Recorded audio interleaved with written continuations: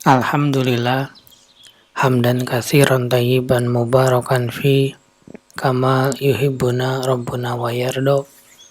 Asyhadu an la ilaha illallah wahdahu la syarikalah wa asyhadu anna Muhammadan abduhu wa rasuluhu alladzi la nabiyya ba'da amma ba'du.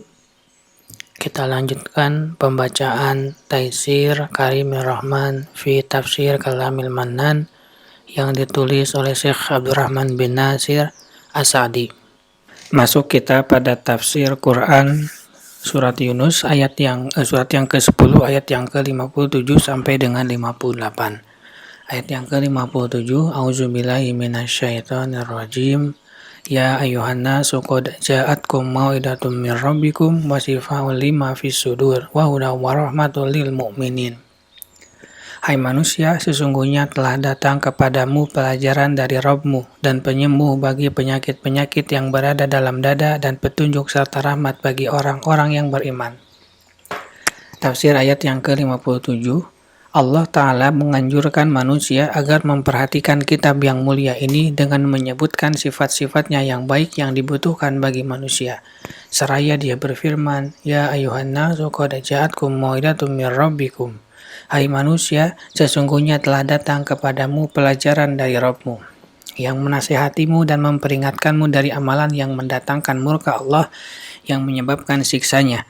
Ia memperingatkanmu dengan menjelaskan akibat buruknya. Wasifa'u lima fis sudur, dan penyembuh bagi penyakit-penyakit yang berada di dalam dada. Ia adalah Al-Quran. Ini penyembuh bagi sesuatu yang ada dalam dada berupa penyakit hawa nafsu yang menghalangi ketundukan kepada syariat dan penyakit-penyakit syubhat yang menodai ilmu al-yaqin.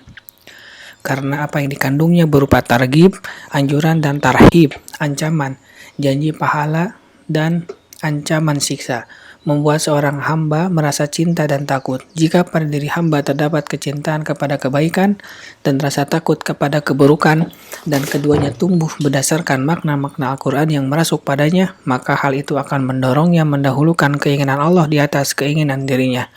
Dan apa yang menyebabkan ridha Allah lebih dipentingkan daripada syahwat dirinya sendiri.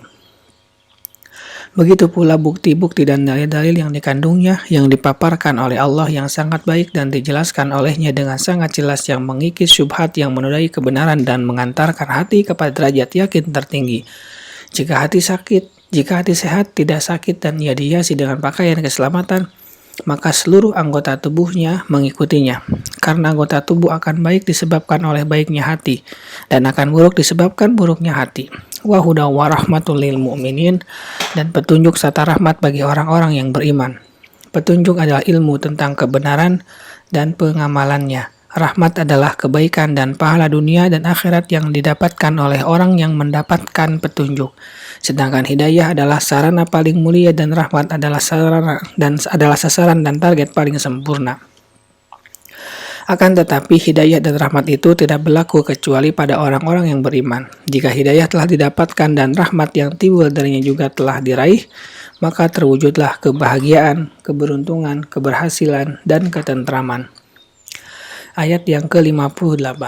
Qul bifadlillahi wa birahmatihi fabidzalika falyafrahu huwa khairum mimma yajma'un.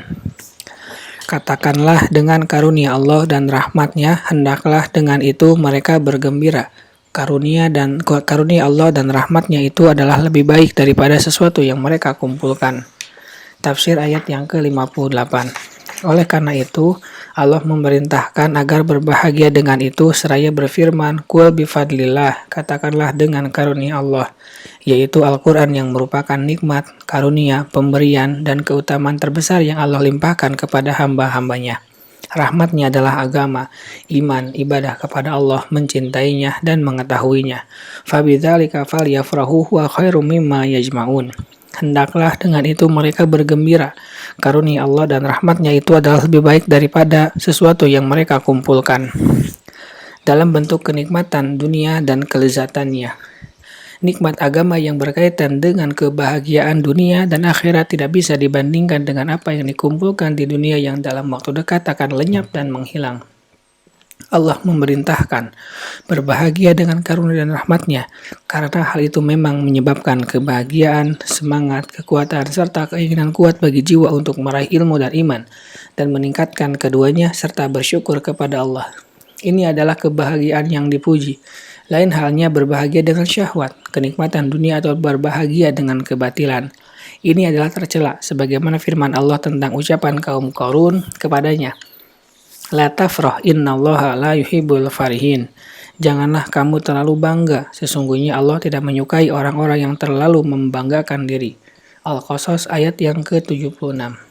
Dan sebagaimana firman Allah tentang orang-orang yang berbahagia dengan kebatilan yang mereka ikuti, yang bertentangan dengan apa yang dibawa oleh para rasul. Falamma ja'athum rasuluhum bil bayyinati farihu bima indahum minal ilm. Maka tatkala datang kepada mereka rasul-rasul yang diutus kepada mereka dengan membawa keterangan-keterangan, maka mereka merasa senang dengan pengetahuan yang ada pada mereka. Al-Mu'min ayat yang ke-83. Subhanaka Allahumma wa bihamdika asyhadu an la ilaha illa anta astaghfiruka wa atubu ilaik. Assalamualaikum warahmatullahi wabarakatuh.